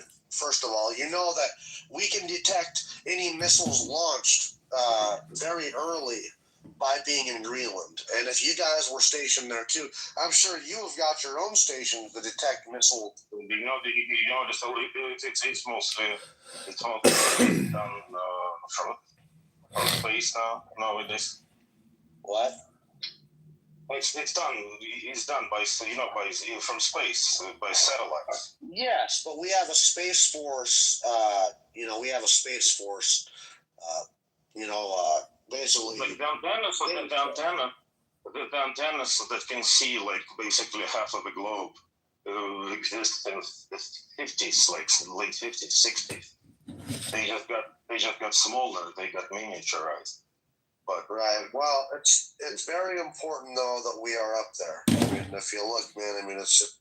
Martin, the only thing we have to fear is fear itself. Just remember what Franklin Delano Roosevelt, who saved the world, with Winston Churchill. The only thing you have to fear is fear itself. The real economy is the attention economy, Mountain. We control the content of the world. We control the minds of the world. We control the time of the world. America is the master of the universe. And that's why Jarl and this Russian little kitty cat don't like it, because we are the creators of time, the creators of reality, the creators of the universe, and no one can stop American power, ingenuity, and intelligence. And these social virtuing, political identity politicians here, they are at the low end of the spectrum. They're downstream from what we shit out to them. That's what they don't like, and that's what the way the status quo will continue being, and people better pay up. Otherwise, the security isn't going to be there, and Europe could fall to Russia. Ukraine could fall to Russia. America is the only institution, organization standing in the way of global supremacy from these terrorists So Jarl here better get his head straight on, because he doesn't know who his friends are. He doesn't know who his enemies are. The enemy is within, Jarl. The enemy is your own government in Canada. They are destroying you. Honey, you want to come up? I know that you probably can speak on the globalists and shit and what's going on. I mean, I think that there's an obvious attempt the globalists to take over. We witnessed it with COVID. We've witnessed it with our governments and different governments. China moving in on Canada. I mean, Carney making deals with fucking Canada. Those are the globalists right there. I think it's a mistake, and we need to push against it. But I think a lot of people just don't understand. No, I perfectly understand what America is. I actually went to school in the United States for a while. I see. So if you look here at my PNR, look at those Arctic shipping routes. Well, I looked all over. I know where they are. Yeah. You know that Russia apparently has in Arctic there is the only base. There is no other military base further north. Well, if you just look there, I mean, honestly, it's apparent that we have got interest in they claim that the ice is receding because of global warming. Also, because they're breaking it up with icebreakers and fucking. Yeah, it makes no difference, warmer or not. You just break it with icebreakers. Well, yeah, I mean, I've seen different ways. They've put oil on top of the ice to break it because it's black, and so it absorbs a bunch of heat. That breaks it up, and they also use bubbles. You know what I mean? They have ice. Yeah, all sorts of shit. Russell, in Russian nuclear energy is state-owned, and the company is called Rosatom. So basically Russian atom. And Russian Rosatom is the biggest and in all aspects. As far as volume, innovation, and everything, it's the most powerful company in the world which works with atomic energy. No American or European company comes close. It's impressive Russian technology. I've actually really admired some of the Russian engineering and shit. You know, I mean, you're after a while, when they used to launch Atlas V rockets, NASA, after a while, they just came to the conclusion that it's better to buy a Russian engine or the 180. Yeah. Instead of No, I mean, honestly, there's a lot of good Russian shit for sure. I mean, your submarines are pretty impressive. Your titanium submarines and your different shit. I mean, and you know that when Putin tried to cooperate with America in the early 2000s, and he had to give Americans Mi-8 helicopters when they go into certain places in Afghanistan, because American helicopters would land and then will not fly. Why? Because of the altitude or what? No, sand and the engines, just everything get blocked. Just look at those videos, of the first Desert Storm. When people are just frantically cleaning their weapons and shit. Yeah, absolutely. No, there's a certain Russian way to do things, and it's admirable. But I mean, I still, like I say, I actually have a lot in common, I think, with the Duration people. Most, you're right, 100%. Do you know that during your Civil War, our two fleets were stationed in New York and on the West Coast side, I think San Francisco, and it's in order to prevent, to help the North. The fuck are you talking about? The Russians didn't have their fleet here in the 1860s, bro. Yes, I'm saying during the Civil War.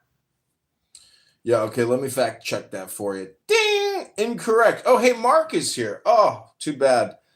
Anyways, Mountain, great room, great stuff. I'm going to read a book. God bless you. Have a great Sunday. Thanks for showing up. Thanks, guys. I'm going to shut this down. I appreciate it, guys. Join the house, though. That Russian dude, join the house. Come in the future, bro. All right. Thanks, guys. I like 5'7", but I'm 5'8". Hey, mama. You're not 5'8", baby. What are you talking about, nigga? I'm definitely 5'8". 5'8 and a half. Because my basketball shit was 5'10", but I always knew I was 5'8". Faith said you 5'7". That ass might just be weighing you No, down. Faith just wants to be a little shorter than what she is. Faith is definitely 5'11". I'm 5'8". I can show you all my doctors. Faith is definitely a strong 5'10". I'm not 5'11". So Faith is definitely a strong. So you said. Just feeling a little under the weather. I ended up sleeping in our truck the other night when we got down. Because we had like some infestation thing. So I'm feeling a little bit like not well. And I don't think it's kind of this weird weather where it's like a little, it's not warm. So I think, yeah, I'm going to go get a little health drink. And that always does the trick, right? The right little healthy drinks and vitamins always make you feel better. So that should be helpful. So yeah, I know I miss Minnesota where I had all the Somali brothers and sisters I get to witness to all the time. Haven't seen anyone up here so far or down here. So I love witnessing to the Muslim folk, soon to be Christians, pre-Christians. Back to the question. One miracle and one revelation from knowing Christ. Hallelujah. Yep. Hallelujah. That's right. That's all they need. And it counts. One miracle and one revelation for Christ. Just one? That's all it takes is one? Talk about going out to church, how in Iran it's the fastest growing church in the world. That's right. And they talk about seeing the man in white. That's correct. Yeah. The fastest growing church? What's that? What's the definition of a Christian? Someone who calls God Hare Krishna and waves beads and gives out roses at the airport. No, I'm only kidding. Okay, just kidding. Just kidding. No, I'm just kidding. I know you're like, what? Wait a second. No, a Christian. So, like Jesus said, you must be born again.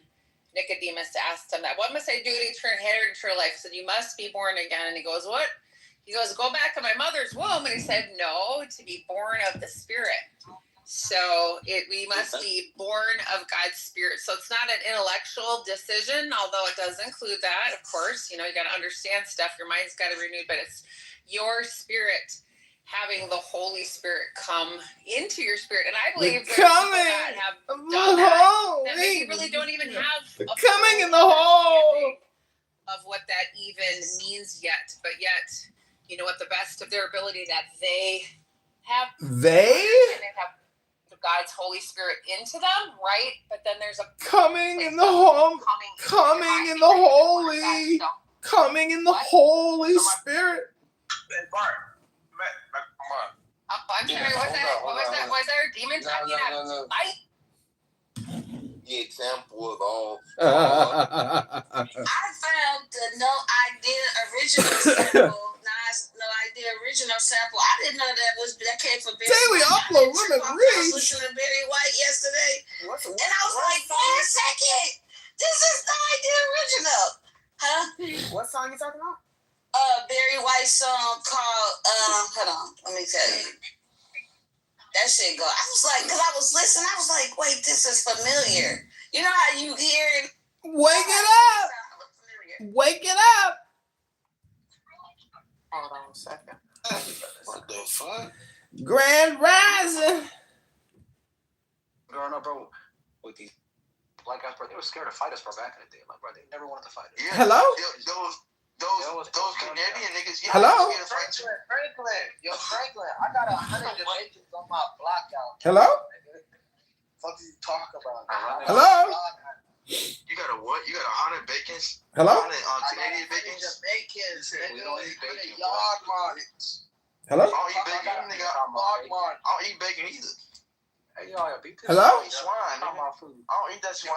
Hello? Hey, Frank, you got old sisters, gang? Hello? You got your homie saying hello to me. Yo, Hello? hello to me. Like, your man's goofy. Hello? Transformer, nigga. I don't know this. That's a nigga. Who a transformer? Hello? That's a nigga bitch. The person that keeps saying hello. Hello?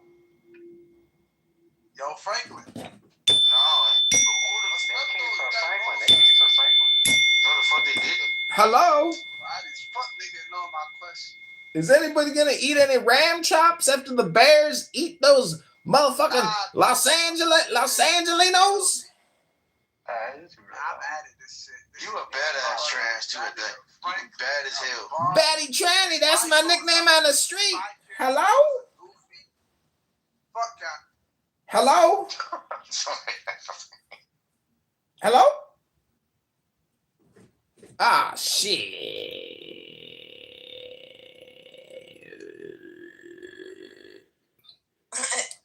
Hello? No, I saw you did it the best. Hello? That's how I took it. Shit. Hello? Hello? Hello? Hello? Yeah. Hello?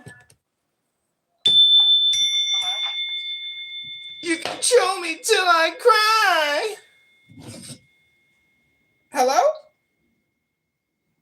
Hey, bitch. Look. Are you trolling?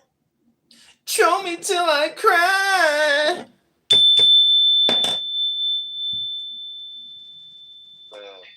There's no point in even carrying on talking what a bitch said.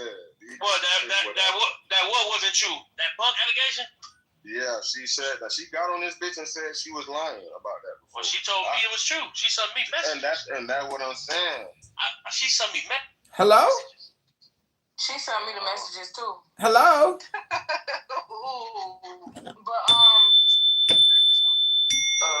like I said, I don't know what the message said, but like, I didn't see it. Hello? Hold on, let me read them. Hold on. Hello? That wasn't true before. Hello? Hello? Fucking with him still. That's a man? Hello? Oh, I thought it was somebody. Man, y'all get rid of this fucking. You need to stop editing them pictures, ho. Hello? I came for my motherfucking ram chops. Hello? I came for my motherfucking ram chops. Came for my motherfucking ram chops. Hello? Pass me the ram chops and the barbecue sauce. And they could never talk to you again. Give me some bear meat. I want some bear meat. She don't want to touch you, bitch. That's why you're.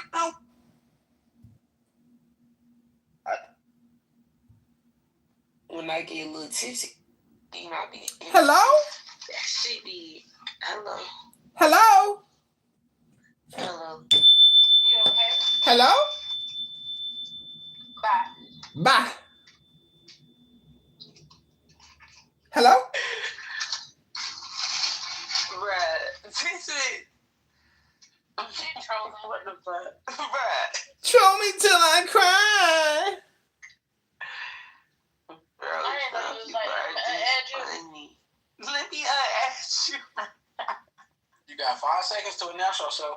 Cash in your pink pussy ticket. Hello?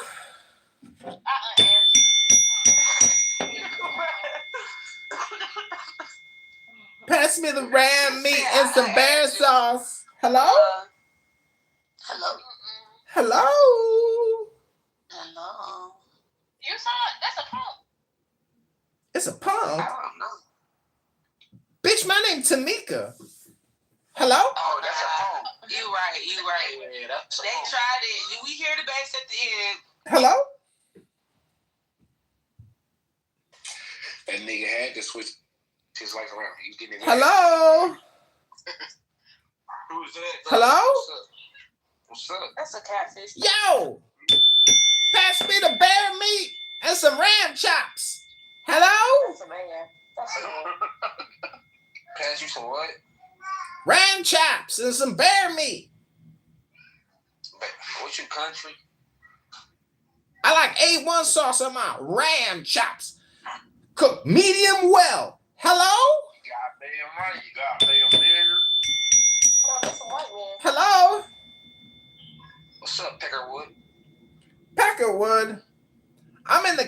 business. Puerto Rican, Mexican, African. Hello? Oh, that's a good quick shave. Hello? Hey, I might watch this live. I ain't worried about you, bitch ass nigga. Ooh. That's her name. Hello? I don't know who that is. What happened? Hello? It's busted. She got 361 views. Oh shit. Let me see if I still got You know, only view that ain't on there. Hello? Man, let me get my Facebook. That's on Instagram. Oh my God, what's the Instagram? Hello? _Z. Z. Because she talks to me way more than she talks to that nigga. She does not love that nigga. I love them niggas. Y'all better stop playing with Faith. Oh. She talked to us way more than she talked to that nigga. And on top of that, she needs to have that energy for her sister instead of having that energy for us. Shit, ain't your sister fucking over your mom and them at the house and shit, stealing all the groceries? Yeah, nigga, let's talk about that. That's what you know. Yeah. But she playing with her though. That's their karma. She playing with her. Faith can beat her ass. Go beat her ass, Faith. Why you want to beat her? No, you don't need to be fighting for them people, Faith. So why y'all telling her to check us? Thank you, Tara. Thank you. My nigga brought me back against the wall. All the ladies on the stage. Thank you, y'all. Thank you. And then Tara get to slapping me and Reese. Reese ain't never slapped me before, bro. She been slapping me upside my head. Let them know. You got to get Reese a week. Reese is on violence because of that little Philly shit. Daughter still.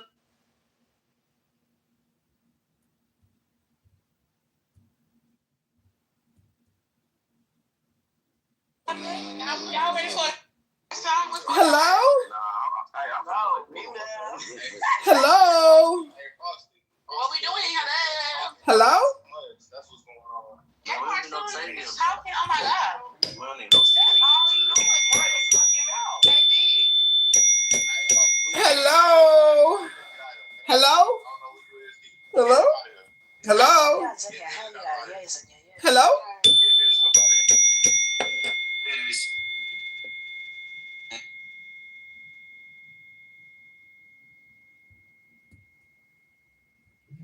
Left when you join this when we start. Hello? Hello?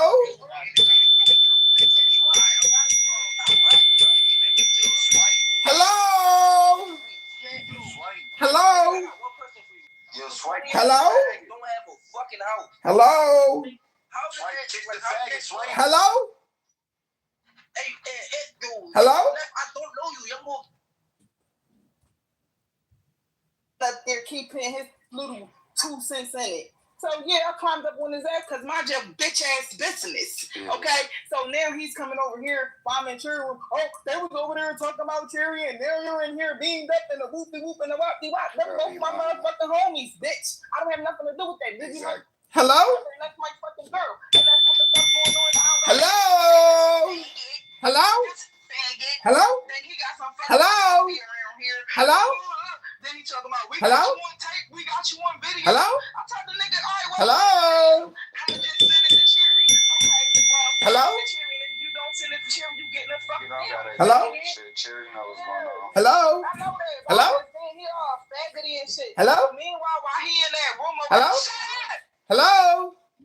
while he in that fucking room over there, keep dick sucking, somebody in my back channel over there.